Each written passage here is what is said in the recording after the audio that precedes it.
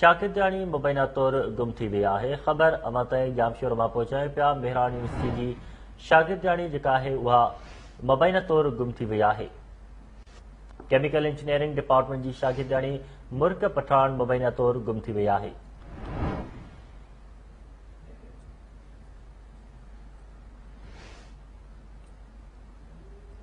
शागिर्दाणी जे पीउ जो चवणु आहे त धीउ सुबुह जो यूनिवर्सिटी पढ़ण वई हुई जेका वापसि न मोटी आहे। मेहरान यूनिवर्सिटी जी शागिर्दाणी मुबैना तौर गुम थी वई आहे। पुलिस खे वाक़िए जो इतला ॾिनो वियो आहे।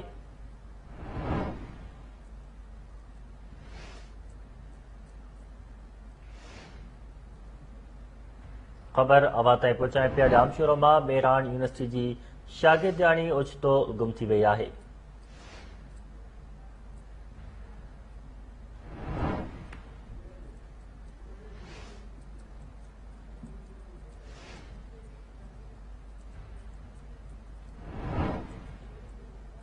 केमिकल इंजीनियरिंग डिपार्टमेंट जी शागिर्दाणी मुर्क पठान मुबैना तौर गुम थी विया आहे, जंहिंजो इतला पुलिस खे कयो वियो आहे।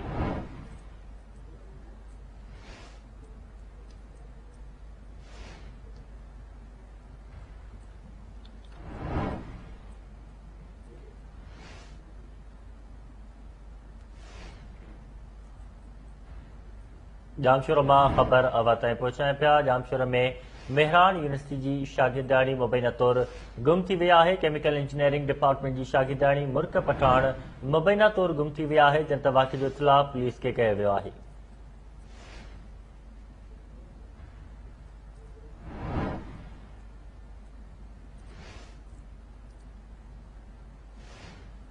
ख़बर अवां ताईं पहुचाए पिया। जामशोर मेहरान यूनिवर्सिटी जी शागिर्दाणी मुर्क पठान ओचितो मुबैना तौर गुम थी वई आहे, जंहिंजो इतला पुलिस खे ॾिनो वियो आहे।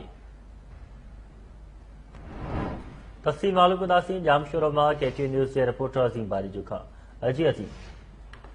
जी मुबशर, बिल्कुल जामशोर में मेहरान यूनिवर्सिटी जी शागिर्दाणी मुबैना तौर गुम थी वई आहे।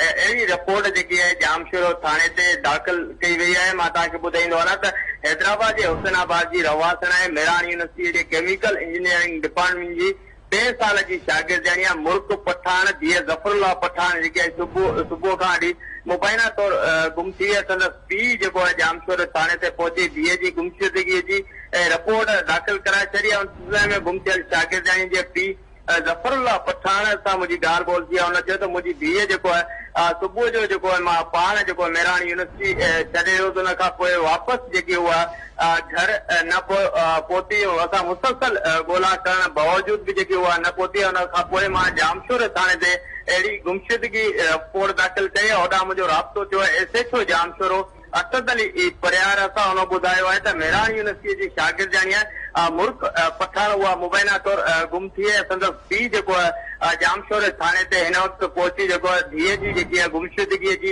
रिपोर्ट दाख़िल कराई आहे। SHO जो इहो बि चवणो त असां हुनजा नंबर वरिता, हुनजी CDR कढाए रहिया आहियूं त हुनजी आख़िरी लोकेशन किथे पई अचे। ऐं हुनजी SHO जो चवणो त हुनजी हिकिड़ी दोस्त जेकी आहे हुन सां असांजी मुलाक़ात थी। हुन ॿुधायो त 3 वॻे ॿुधायो त मुर्क टूल प्लाज़ा जेको हैदराबाद आहे उतां किरास थी मां घर पई वञा। हुन खां पोइ जेको हुनजो नंबर बंदि थियो। SHO जो इहो बि चवणो त असां मेहरान यूनिवर्सिटी इंतिज़ामिया खे बि रिक्वेस्ट कई आहे त असांखे CCTV फुटेज ॾिना वञनि। हुन चयो त हिन वक़्तु जेको राति पइजी वई आहे, सुबुह जो जेको असांखे CCTV फुटेज मिलंदा, हुन खां पोइ जेको वधीक जांच कंदासीं। जेको मेहरान यूनिवर्सिटी जी केमिकल डिपार्टमेंट जी शागिर्दाणी जेकी मुर्क मुबैना तौर गुम थी आहे, हुन हवाले सां जेको मेहरान यूनिवर्सिटी इंतिज़ामिया जो मौक़ुफ़ वठण जी कोशिशि कई थी त उन इंतिज़ामिया जो मौक़ुफ़ जेको अञा ताईं साम्हूं न अची सघियो आहे। जी अज़ीम बारिजू, महिरबानी अपडेट करण।